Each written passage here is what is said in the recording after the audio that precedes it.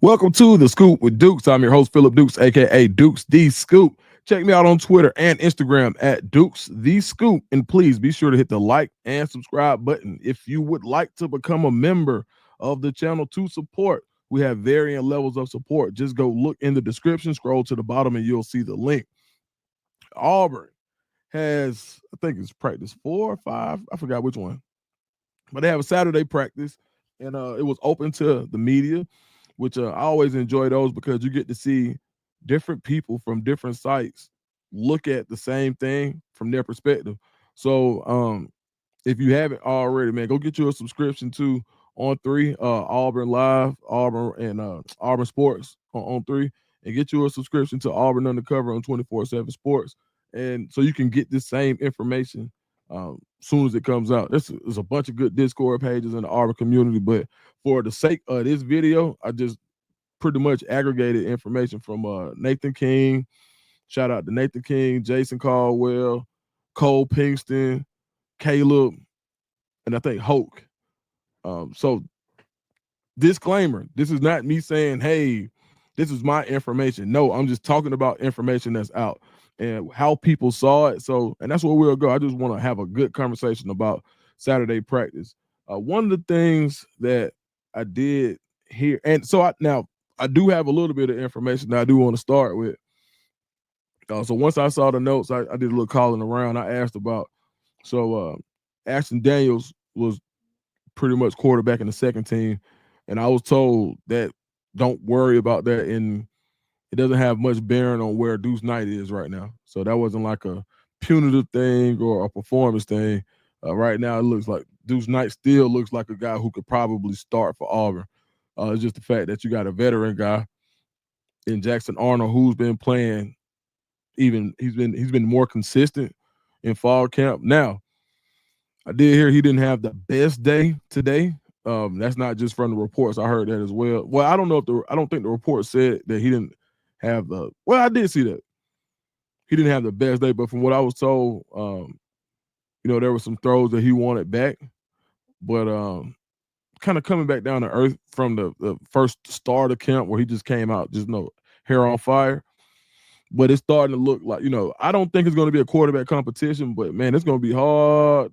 From what I'm hearing, Deuce Knight is getting better at the same clip that he was getting better from high school to winter through spring through summer. Now Deuce still looks like he could start for a good amount of teams in the SEC, which is a great position to be in. But also yesterday, so Jay Crawford had a pick today, a pick six. This is his second straight day. He also, and I didn't put this in the last video, and I should have. Apologies, but Jay Crawford also had a pick the previous practice, and they say he picked off a ball that was on a smash concept that they were running sort of a trap coverage, and he came off the route. And what made this interception noteworthy was that it was an Eric Singleton, Malcolm Simmons smash concept. And he left, I believe, the slot guy who had, I believe he left Singleton, and no, excuse me, he left Simmons to pick up Singleton without being told to, just playing the defense almost like he was in a trap coverage, and made a phenomenal interception that has some NFL guys raising their eyebrows. And shout out, well, actually, you can't shout out a scout, so I'll leave it at that. But yeah, so Jay Crawford has been impressive, and the more NFL people that see him, the more it is to like. And I think that he's got a really bright future and can be one of the best DBs that we've seen in Auburn in recent history. So let's get to some of the notes that Chat GPT is a monster. So you can basically just aggregate notes from everybody and just kind of get if you haven't done that, do it for yourself. Go aggregate all the information and just get you something readable that you like, just so you can know what's kind of going on. So Bobby Jamison Travis is back. So I did report earlier that he had like a personal matter this week. So that came out today that he did have a personal matter that he missed some time, but he is back. Blake Woodby fell down while covering the pass and hobbled off the field today. I saw Nate King note. Damari Austin was limited today. Jeremiah Cobb still non-contact. Okay, cool.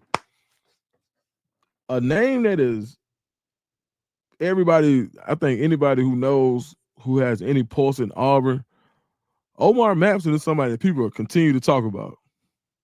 Omar is a really tough guy, uh, shorter, compact build, but really some of the things that they said about Damari early on as far as running behind his pass are some of the same things that you hear about Omar Mapson. A tough tackle. You really, you really got to bring it to hit him. And I think you can just tell by the force that he brings when he's running through the hole, even in non-contact periods. You can just tell he's a load. So shout out to Mapson because I don't think you've got some depth there, but I don't think you have the depth you really want in the SEC. Of course, you got your three at the top, and then you got two freshmen. You're going to need one of those freshmen to step up and be a guy that, in a pinch can get you some carries. You're one injury away. Like, you just look at the running back room right now. Jeremiah Cobb's yellow jersey, Damari Austin, limited. That leaves you Darrell Robinson, Omar Mapson, Alvin Henderson. Like, for the most part. So, you got to have guys. So, I think it's really important for Omar Mapson to step up. They said, so this is how Nate King saw the first team offense. Jackson Arnold, Darrell Robinson, Brendan Fraser, Xavier Chaplin, Dylan Wade, Connor Lew, Jeremiah Wright, Mason Murphy. First three receivers out, Cam Coleman, Perry Thompson, Eric Singleton, as it was the other day when they had the media availability. Sam Turner had a good day today from what you see. Malcolm Simmons. Oh, man, look, I'll tell you what I did here. It's going to be – I don't know, legal ramifications aside, but there has been some positive progress to the point where they're allowing Malcolm to practice. Cam Coleman, Eric Singleton, Malcolm Simmons is probably a blend of both of those. And I continue to hear Malcolm, it ain't like he's automatically the third one. It just depends on where you want to go. He's probably the perfect blend of those two guys. He's not as fast as Eric Singleton, but he ain't far off.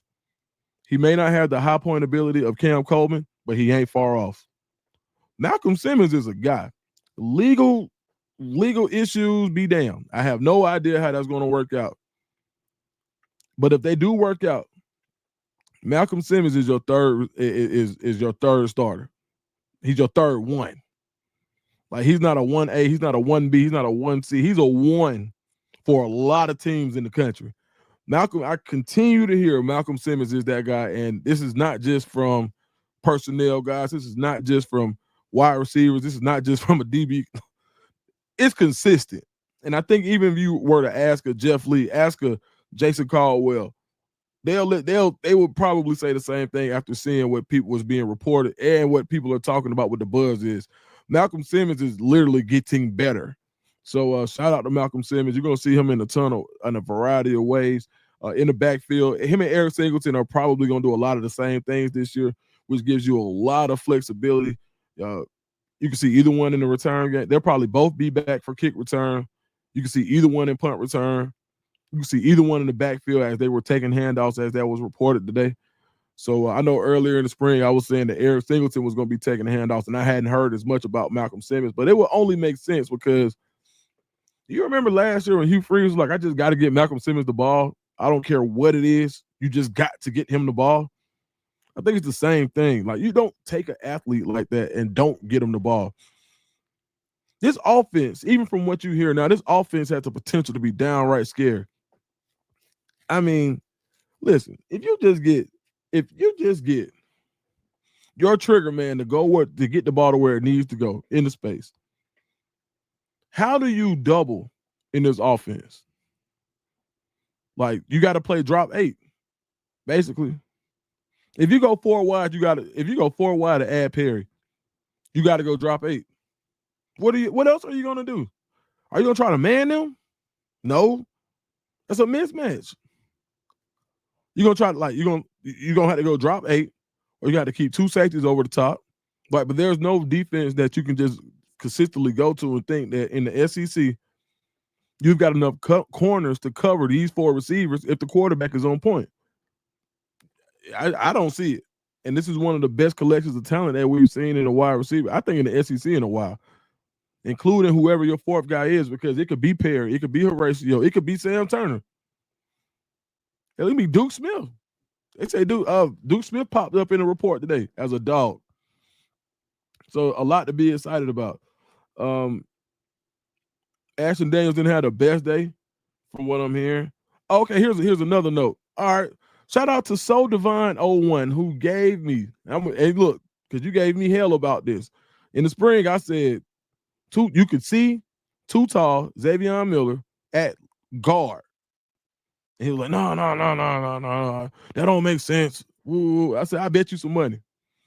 He comes back and he says, when Too Tall was at tackle, he was like, I told you. I said, and all I said is, I ain't even try to dunk on him. I said, look, I got it from a pretty good source. Maybe the experiment didn't work out as well as it was supposed to. Well, the experiment is back because today during some of the run with the ones, Xavier Miller was back replacing Jeremiah Wright today. I ain't making it up. Just so you see, I ain't trying to dunk on you, my man. Took first team reps at right guard in place of Jeremiah Wright. And we can leave it there. But yeah, we'll leave it there. But I think that's interesting, even outside of just knowing that he has that type of ability. But let's say Jeremiah Wright may leave something to be desired and noted passing downs, where obvious passing downs.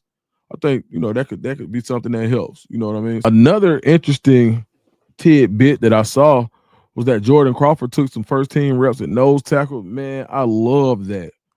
I'm telling you, and I'm gonna say it every time you click on one of these YouTube videos, you're probably gonna hear me say this, that I think that this is the best Auburn defensive line class since Derrick Brown and Marlon Davidson. Period. It doesn't get any better. I'm telling you, Jordan Crawford, Malik Autry, and the one that nobody's talking about a lot, but man, he is wreaking havoc, is Jared Smith is going to be the one. Trust me. Bank on it. These three are going to do wondrous things for Auburn. So seeing Crawford get into that first team mix is really good this early in it. There's so today the corners were very physical today, so I heard. And Cam Lee impressed. There was a couple of times that Cam and Jay Crawford as well got the best of Cam Coleman off the jam. And I think that's good because the reason being, Cam Coleman, once he releases, he's probably one of them. If he's not outside of Jeremiah Smith, I don't know if there's a more dangerous wide receiver in college football as far as when the ball is in the air. But you got to get free. All that I know is this. If you got two corners that are practicing on their craft, pressing Cam Coleman, and Cam Coleman may have had a little bit of delay getting off the press when it came to Cam Lee and Jay Crawford, we're going to be okay, especially if that line can get home. If the pass rush gets home, and you've got these physical corners on the outside, and neither one of those guys are just straight speed merchants. They are technicians and craftsmen, but they are physical. Cam Lee, physical. Jay Crawford, physical. I think these guys really have a chance. And there's a big time agent. His comparison for Jay Crawford is Derek Stingley. And I thought about it and I said, yeah, I was always thinking Jay Crawford could be like a Will Johnson type from Michigan. But when I heard Stingley thinking about Jay Crawford's physicality, thinking about his center of gravity, even though he has great size, thinking about the tenacity, and then thinking about his demeanor, super cool customer. He ain't making a whole lot of noise. Now he'll joke with you if he knows you. Shout out to Jay. But his demeanor, man, very business-like. And he came to Auburn thinking work. He was basically an afterthought in that class. The disappointment of Auburn not signing KJ Bolden pretty much sapped the excitement from the secondary of that class. And that secondary produced two freshman all SEC players, and Caleb Harris and Jay Crawford. But Jay Crawford's mentality was always work. I'm so excited about what Auburn's going to be able to do on in the secondary. All right, so look, I just want to get on here and talk. If you got something that you want to talk about, this is really just a talk session. So if this winds up on one of the message boards, oh, Dukes, you're just going on a site. You don't know nothing. You missed on Bo Hughley in 2022. He don't know nothing. Okay, right. But and if you're just looking just because this is where you like to get your YouTube tomorrow, I don't think there's media availability tomorrow.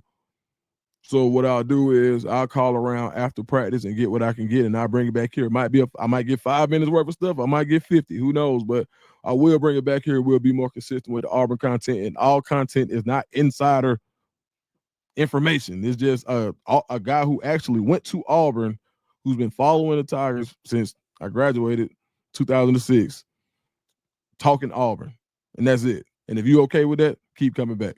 All right, man, I'm out.